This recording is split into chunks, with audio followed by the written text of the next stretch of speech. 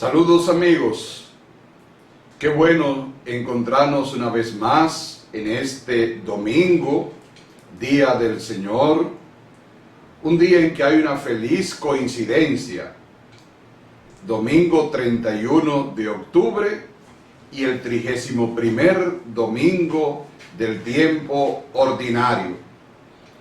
La primera lectura que hoy escuchamos, tomada del libro del Deuteronomio, capítulo 6, forma parte de lo que se conoce como los mandamientos deuteronómicos, que son una especie de catequesis que encierra el famoso Shema Israel, escucha Israel, de la religión deuteronómica, que los israelitas piadosos recitaban todos los días, porque estaba en diferentes momentos de su existencia y les recordaban la primacía del Dios de Israel, de Yahvé Dios, sobre todo el quehacer del pueblo.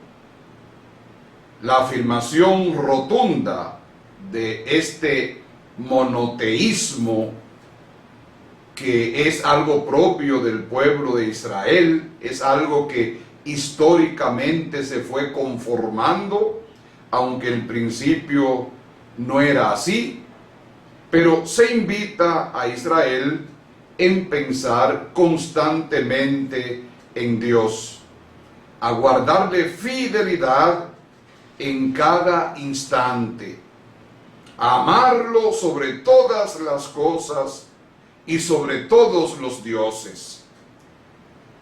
Porque este texto claramente también contrasta contra el politeísmo.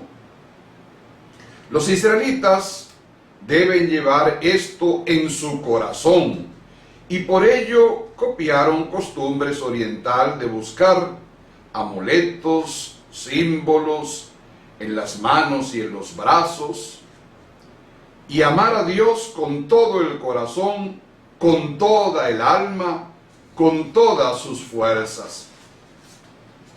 Como veremos también en el Evangelio, dedicarle nuestro ser completo. Es entregarnos a Él en alma y cuerpo. Los valores de un Dios creador y hacedor del mundo se introducen también en esta proclamación para Israel, independientemente de la teología de la revelación. El llegar a ser monoteísta se explica por sus vidas, sus sufrimientos, su experiencia en Egipto y más tarde en el destierro, y por la fuerza que encontraron en el Dios Yahvé revelador, que le llevó a la libertad, que los sacó de Egipto y del desierto, y que los sacó también del destierro. Y encontramos una segunda lectura que, como las semanas precedentes, está tomada de la carta a los Hebreos. Es probablemente este capítulo 7 que hoy escuchamos una de las cumbres de esta carta. En el texto de hoy compara a los sacerdotes de la antigua alianza, a los levitas, a los que seguían también a Aarón. Lo compara con los sacerdotes de la nueva alianza, o con el sumo y eterno sacerdote de la nueva alianza, Jesús. En este texto, que es muy importante, nos resalta la persona de Cristo, sacerdote para siempre. El autor apoya todo el capítulo 7 y el Salmo 110 como oráculo del sacerdocio de Cristo, superior y más perfecto que el sacerdocio levítico. Este para siempre determina incluso la perfección del ministerio sacerdotal de Jesús. Su sacrificio no es de cosas, de víctimas, sino de entrega absoluta de sí mismo. Y de ahí que el sacerdocio de la Iglesia Católica no tiene que ver nada con el sacerdocio levítico ni con el sacerdocio de Aarón. Es prefiguración, es imagen, es recuerdo, es seguir la secuencia de Jesucristo, sumo y eterno sacerdote, de acuerdo al rito de Melquisedec, y señalado por Dios como el sumo sacerdote para siempre. Y esta lectura nos ofrece los tonos polémicos en el que el autor quiere poner sobre la mesa. Es una polémica contra el sacerdocio levítico, reiteramos, y ritual. Aquellos morían y eran sucedidos por sus hijos y por sus familiares, porque era hereditario, lo cual denota la precariedad de ese sacerdocio. Pero con Jesucristo no sucede así, porque su sacrificio es de amor, llevado a cabo en la cruz, en un sacrificio eterno que abarca toda la historia. Ya no son necesarios los sacrificios rituales a Dios, porque Jesucristo los ha hecho ineficaces. Los sacerdotes antiguos debían purificarse personalmente antes de ofrecer un sacrificio por el pueblo. Pero Jesús, el Hijo de Dios, ha puesto fin a una religión que no salva. Solamente salva y para siempre el sacrificio de un amor por todos nosotros, ofrecido a Dios una vez para siempre. Hoy ya dejamos el capítulo 10 de Marcos, que durante 2 semanas estábamos leyendo, y hoy escucharemos el capítulo 12 o parte del capítulo 12 de este evangelio. Marcos nos presenta a un escriba que quiere profundizar en la Torá, la ley del judaísmo. ¿Con qué intención? No lo sabemos, ni tampoco lo expresa el evangelista. Ya hemos visto la importancia que tenía y tiene para el judaísmo el primer mandamiento. Lo escuchamos en la primera lectura, expresado en el Shema Israel, que es parte de la lectura primera que escuchamos. La cuestión no quedará en una simple disputa escolástica, como se puede entender. El alcance de esta discusión y la pregunta del escriba ponen en evidencia muchas cosas del judaísmo que también nos afecta a nosotros. Lo primero que salta a la vista es que el segundo mandamiento no le va tan lejos del primero y pone el acento en el amor a Dios. Aquel escriba pregunta: ¿cuál es el mandamiento más importante?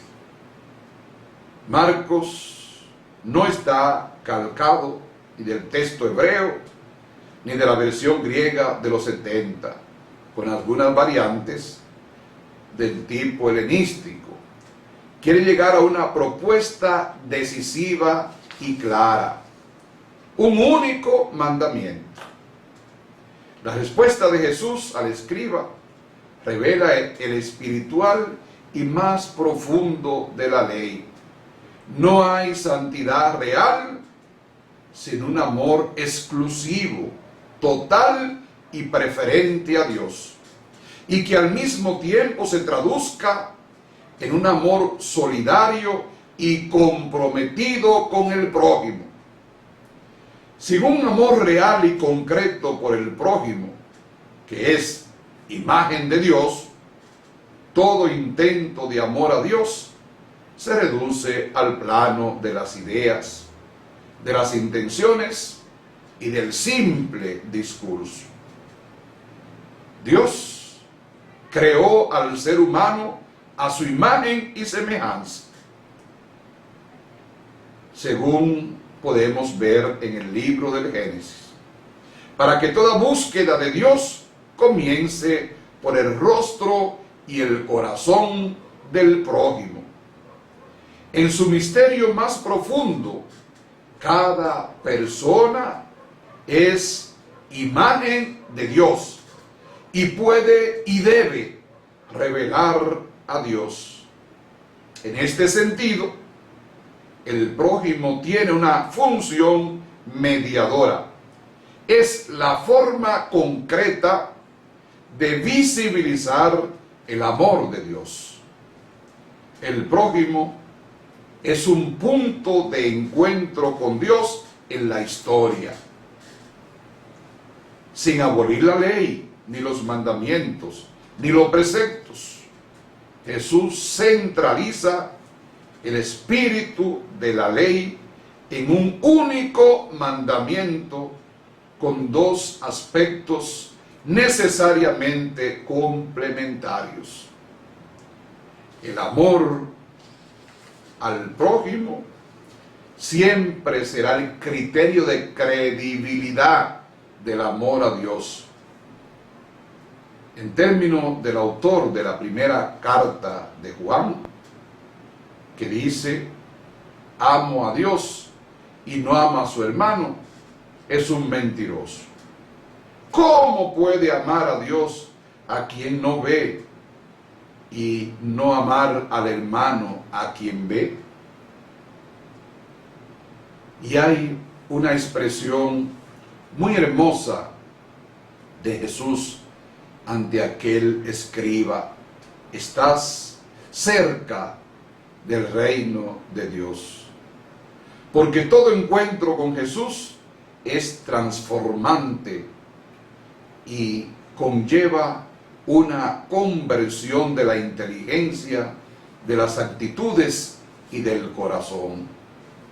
Y si no, recordemos el encuentro el domingo pasado de aquel hombre, de aquel ciego que encuentra a Jesús, y el anterior de aquel hombre rico que Jesús le mira a los ojos y lo ama y lo valora. La respuesta del escriba denota el inicio de un cambio en la lógica. El paso de la lógica formal, legal, ritual, de la ley y de la Torá, a una lógica evangélica, teologal, existencial, el Evangelio. Una religiosidad sin solidaridad y una espiritualidad sin caridad son realidades autorreferenciales y vacías. Una verdadera religiosidad y una auténtica espiritualidad hacen que la experiencia de Dios se traduzca en gestos concretos de amor, perdón y cercanía. Estos gestos hacen visible y posible el reino de Dios. La ley tiene la función de orientar el corazón hacia Dios y hacia el prójimo, pero también tiene la función de iluminar la libertad para que el culto a Dios sea en espíritu y en verdad. y para que el vínculo con el prójimo sea de una fraternidad en la caridad y la dignidad. Elegir amar a Dios es elegir amar al prójimo. Si no, somos falsos. Si no, nuestra religión no tiene sentido. Si no, aunque nos llamemos cristianos, no lo somos. Solo así, el reino de Dios se hace presente en la historia y en el corazón humano. El amor es la ley del reino. Pidámosle al Señor, al finalizar este mes de las misiones y del rosario, y al comenzar otro hermoso mes dedicado a la familia, pidámosle a Él que nos ayude a todos nosotros a estar cerca del reino de Dios, cerca del reino de los cielos, para asumir nuestro compromiso de construir el reino mediante la solidaridad, mediante el amor, mediante la misericordia, amando a Dios con toda nuestra fuerza, con todo nuestro corazón, con toda nuestra existencia, y amando al prójimo como a nosotros mismos. Feliz semana para todos.